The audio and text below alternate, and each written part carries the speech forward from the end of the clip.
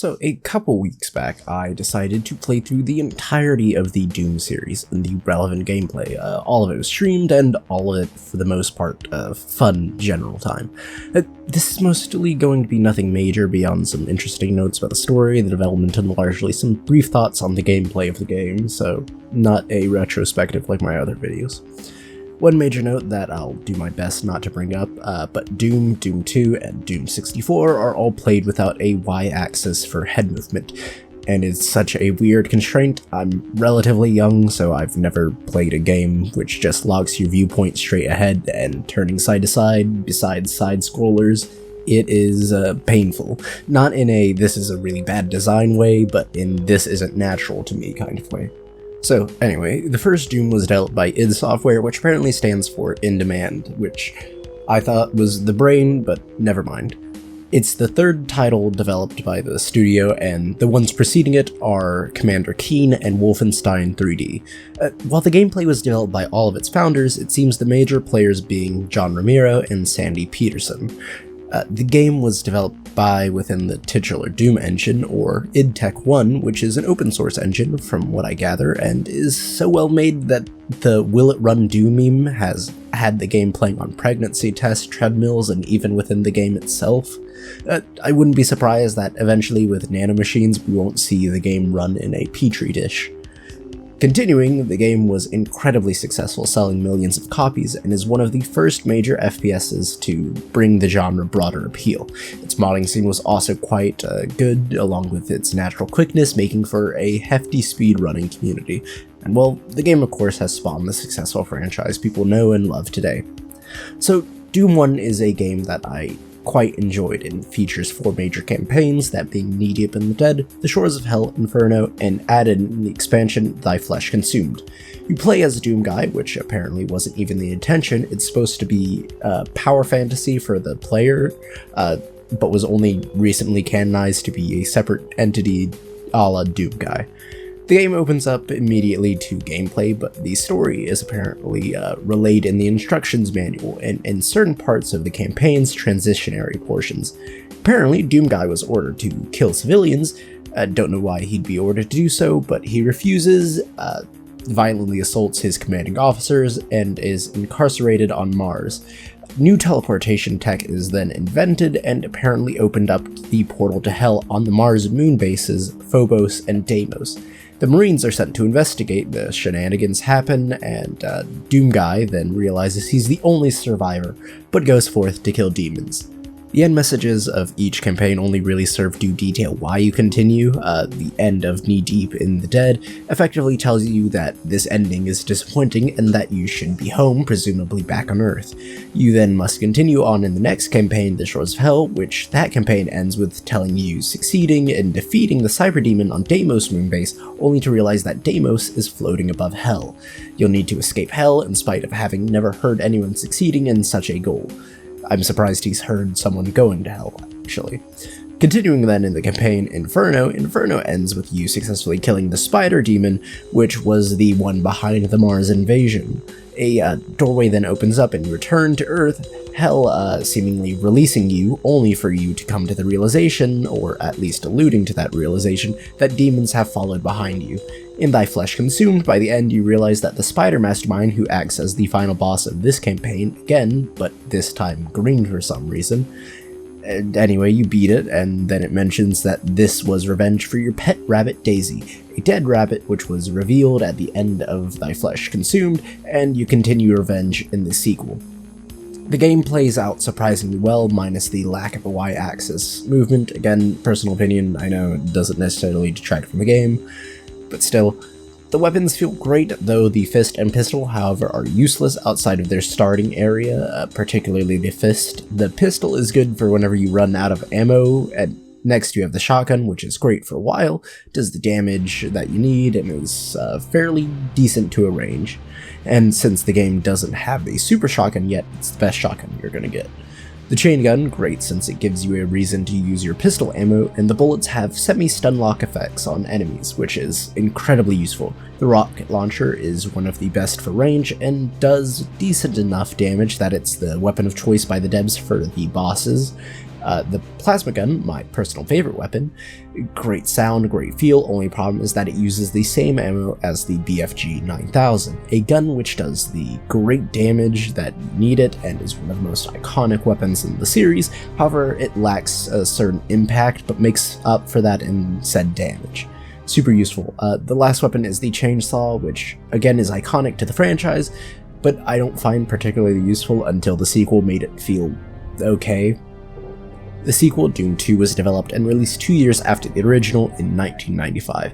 It uses largely the same engine and just builds on what the first one did greatly. It sold incredibly well and made id some serious money. It apparently also technically had a new level developed for it in 2022 by John Romero himself to help raise money for the UN fund for the Ukrainian Red Cross.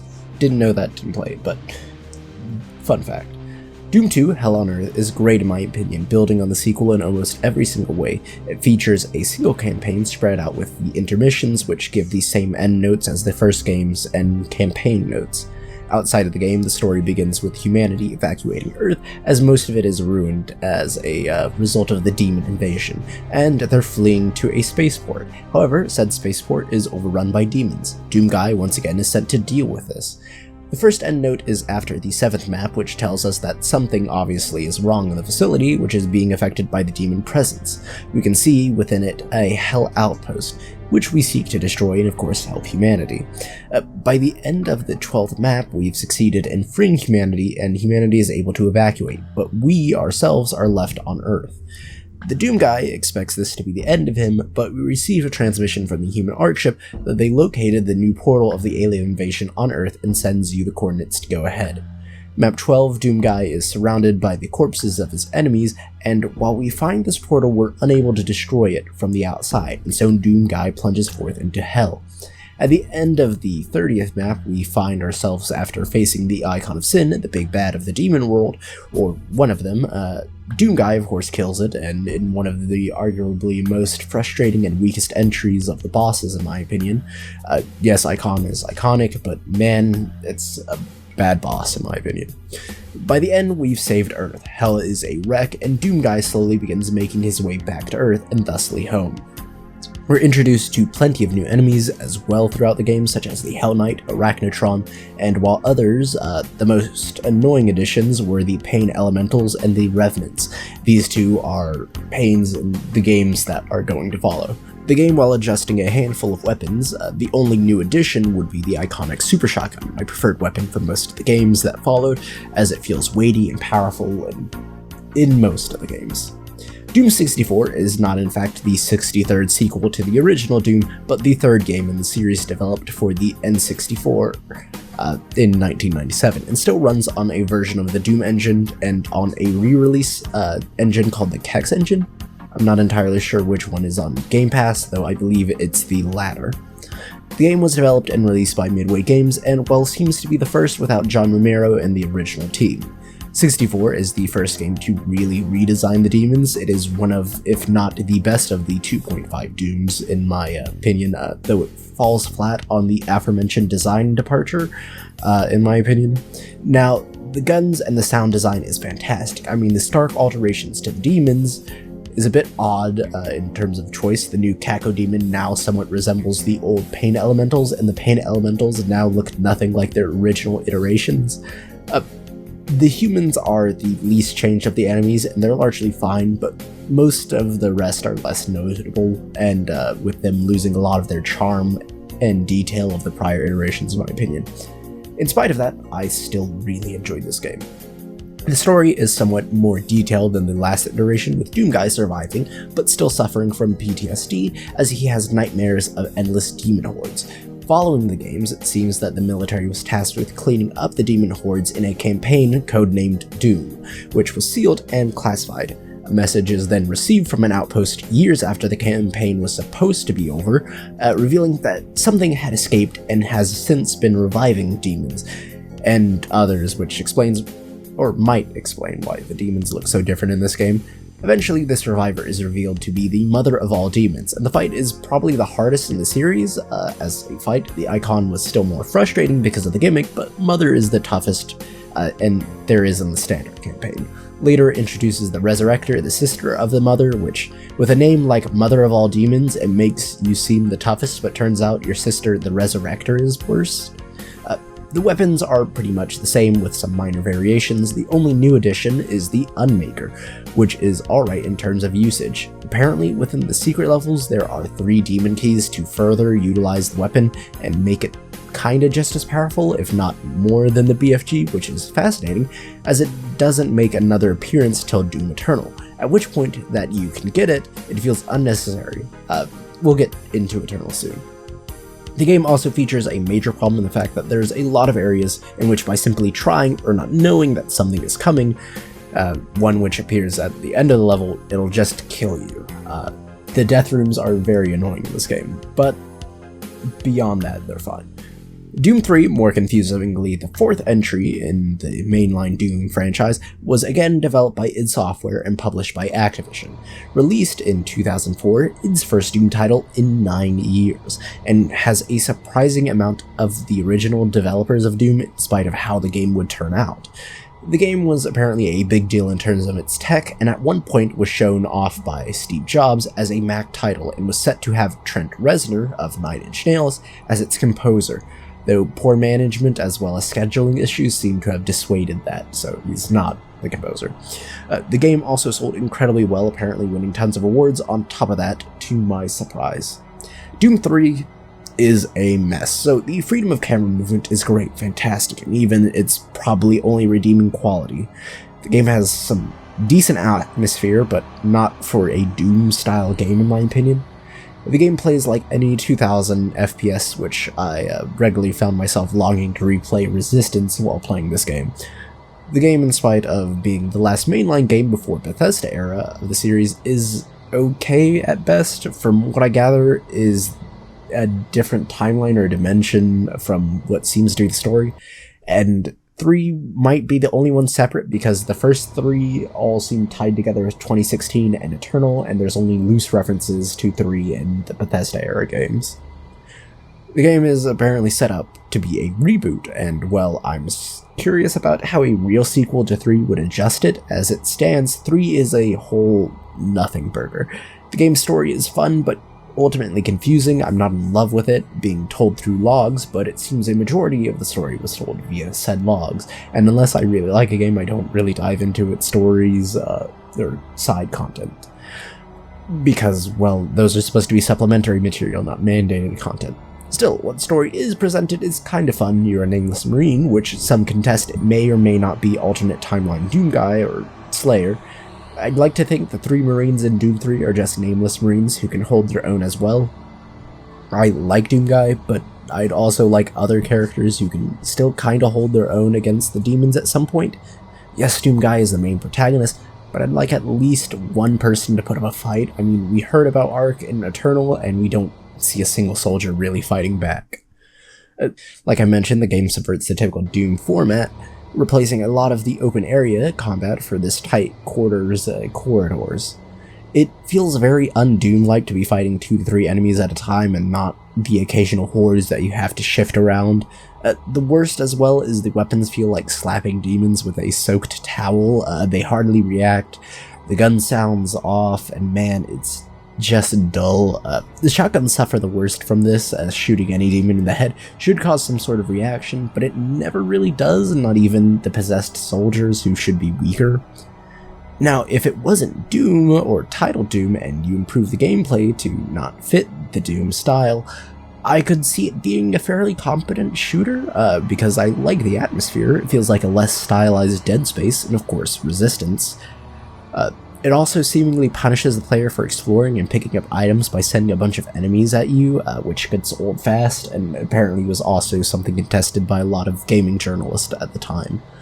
Speaking of the demon designs, they are awful, the exceptions being, in my opinion, the Hell Knight and the Cyber Demon. The Hell Knight now, that is, more so, is distinguished from the Baron of Hell, and I just like the Cyber Demon's new look here, but don't like that it was a final boss for the first campaign. The worst offenders of the new direction are the Lost Souls and the Caco Demons, and while they fix the Lost Souls in the Resurrection of Evil expansion, albeit by calling them the Forgotten Ones, they don't fix the Caco Demons, which feel too floaty and small and just lame.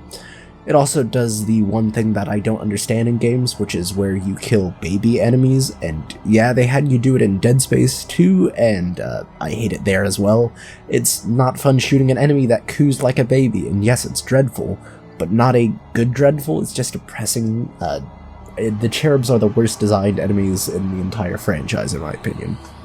The story features, at least as I'm aware, the first use of NPCs in the franchise, and they're fun. They give brevity to the aforementioned story. Malcolm Truger is a semi-interesting villain who we should have fought at the end of 3, but we get a chance to fight in the Resurrection expansion, which is admittedly less impactful considering the Marine and Resurrection of Evil, I'm pretty sure, isn't the same as the one in 3. So the one in the Resurrection is just fighting an old man who turned a demon and has no real connection to him. Jack Campbell and Elliot Swan are an interesting pair that doesn't get enough screen time as a pair who seem relatively in charge of the situation up until a point. There are then a handful of NPCs who tell the Marine that an area is dangerous or to help them only to be killed, the best in my opinion being one on a train who tells you, of course, that he can't follow you so he'll stay on the monorail, and when you return later on in the end of the level, you find him dead, and that makes you feel bad because the only reason he was at the stop was because of you. So again, gunplay is bad and it feels like it's part of a different franchise. The story is fairly okay, but lacks resolution till the expansion, and not for the character that should have had their story resolved. It's probably my least favorite game of the Doom series, but introduces a story I'm most interested in seeing continued, though the sequel largely sweeps it under the rug. Enter the Bethesda era. Now, while id is still in charge of developing the Doom titles, they've been acquired by the aforementioned company Bethesda. Now, 12 years later, they release Doom 2016, which it's just titled Doom. It was apparently initially announced in 2008, but due to a tumultuous development cycle, it had to be restarted in 2011 and would eventually release in 2016. The development would see most of the team who had their hands in 1 to 3 leave the studio, and then Restart seems to have revitalized the team with new, fresh blood.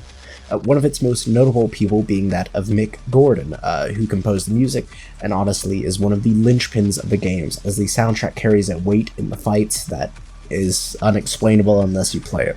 It also had a notable multiplayer success, which was the focus of its DLC development, including some weapons and demons, surprisingly. So, gunplay feels the best in the series, by a long shot. You've got good ammo reserves, the guns have impact and weight, the addition of glory kills was phenomenal, they add a certain weight and aggression to the fights, and the system was lauded and praised for obvious reasons.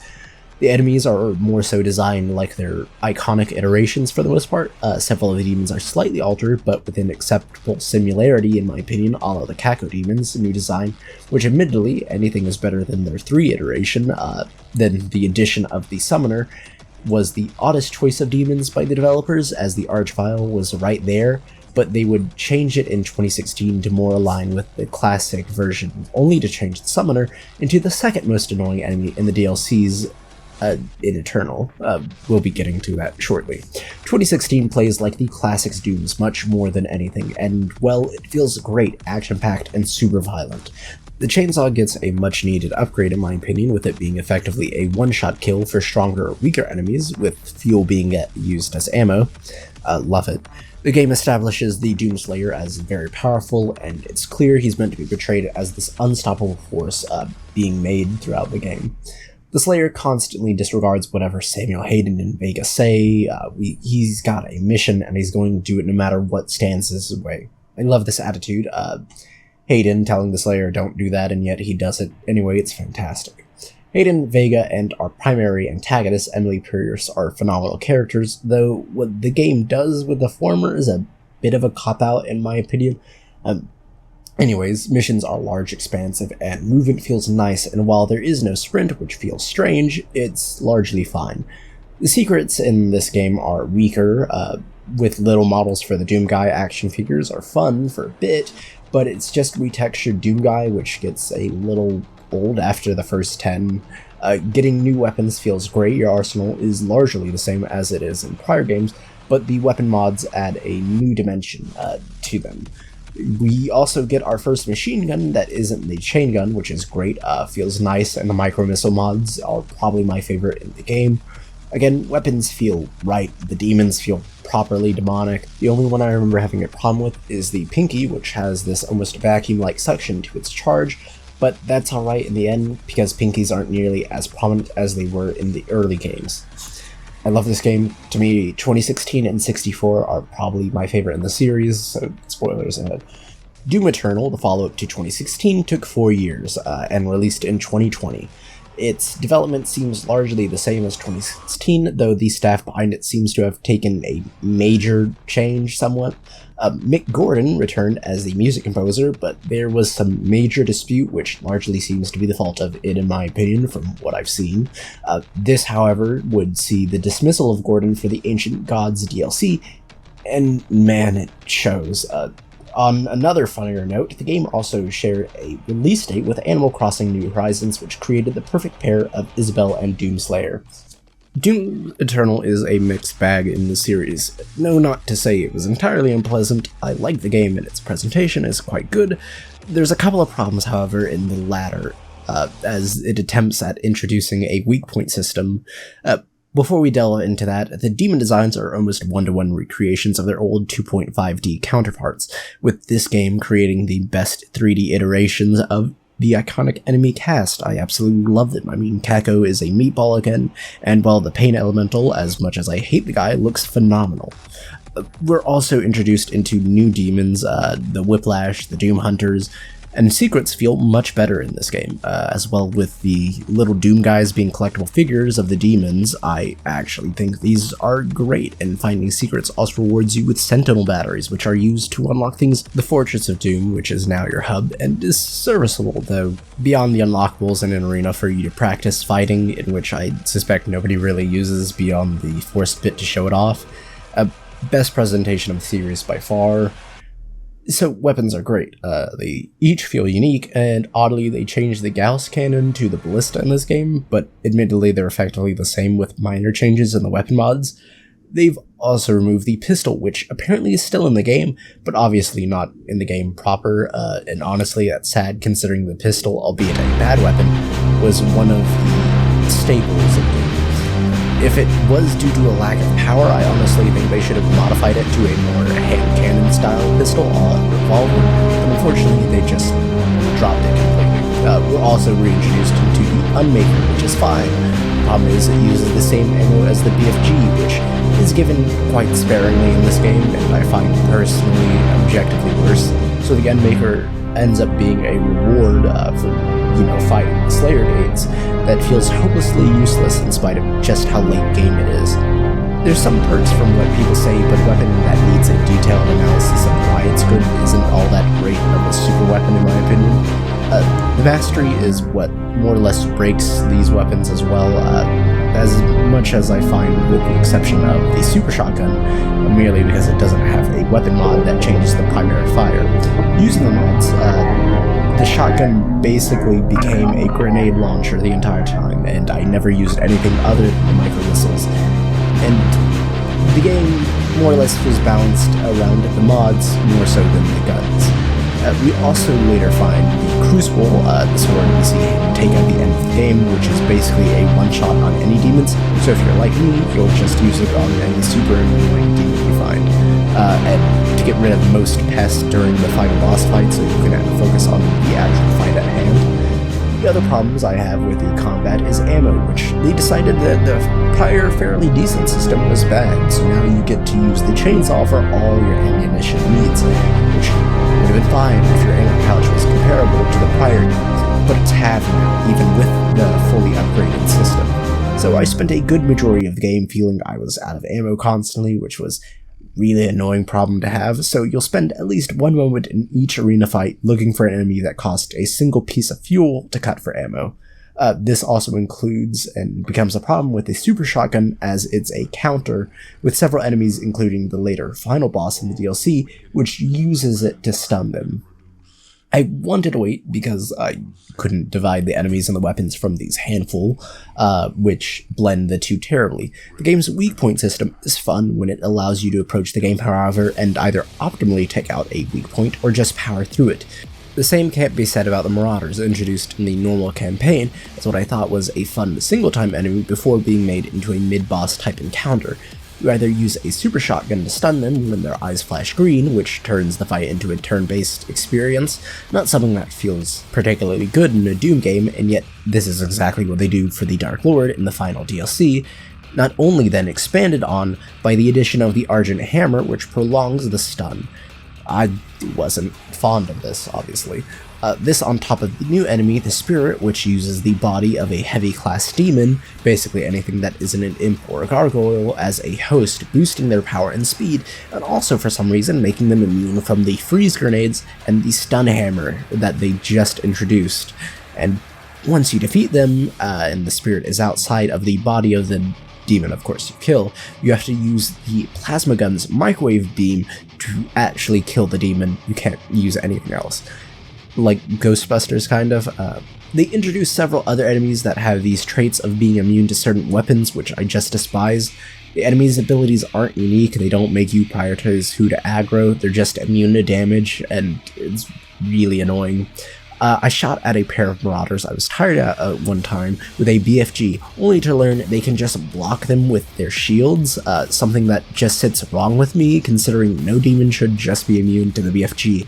I mean, the Icon of Sin can't walk it off, so neither should these nobodies. I mean, even the Cyber Demon and Spider Mastermind boss-level entities couldn't do that, and yet these Marauders casually just hold up a shield to it. The ammo and these type of enemies really drag down the game for me because it just feels like the game is no longer rip and tear, but more of a strategy, which, yes, you can strategize, but it's still annoying. The game saves itself somewhat with its story. This epic saga of the Doomslayer feels impactful. He is the being that demons are afraid of, he's coming for them, and hell is always afraid of his approach. It's phenomenal. Story presentation is the thing that this game succeeds on, with my only major complaint being that the Dark Lord, while yes, I understand why they look the same, him being just some guy is kind of boring to me. I mean, the Icon of Sin, a demon that towers over a skyscraper, taking him out feels like a grand finale, and while the setup for the Dark Lord is one of the coolest set pieces in the franchise, which admittedly after reading some comments about how it comes about is a little disingenuous, the Dark Lord feels like they just upgraded the Marauder and called it a day, and that pisses me off just a little bit. Like, as much as I disliked the Samuel Maker fight, oh, forgot to mention that Samuel Hayden betrayed us yet again and becomes this thing, but he had a more impactful boss fight in my opinion, even though it may have been more annoying. Even his music feels like a very unimposing sound for what a final boss should be. Eternal ends up a game where I want to see where the story actually concludes, and it ends up similar to how the first ending of the Doom 1 game, where it states, "Where's your fat reward in the ticket home? What the hell is this? It's not supposed to end this way." So, all in all, here's the rankings of the games in my opinion. Doom 2016, best gameplay, and while the presentation in Eternal is better, I'd play 2016 again in a heartbeat. 64, second best in gameplay and graphics, probably would have been 1 if not for the plethora of instant death traps. 2, fast action packed, enjoyed it thoroughly as it improves on an already decent base game. Eternal, including the DLCs of course, but for DLCs the placement would just be 1 and 2 if you want to rank them separately. Eternal, when not dealing with the annoying enemy mechanics and ammo problems, is phenomenal. The story could have carried this over 2, but the final boss kinda brings it down at the end. 1, it's a fair baseline of a game which sets up the rest of the series, but as a baseline it would have been placed either 3rd if Eternal hadn't edged it out. And 3, if it wasn't called anything other than Doom, this game would be unrecognizable. I wouldn't mind if the characters were placed in the mainline games though, such as the Marines introduced in the series. But beyond that, those are my brief thoughts on the Doom and Doom games. Hope you guys enjoyed. I'll see you next time. Carver, out.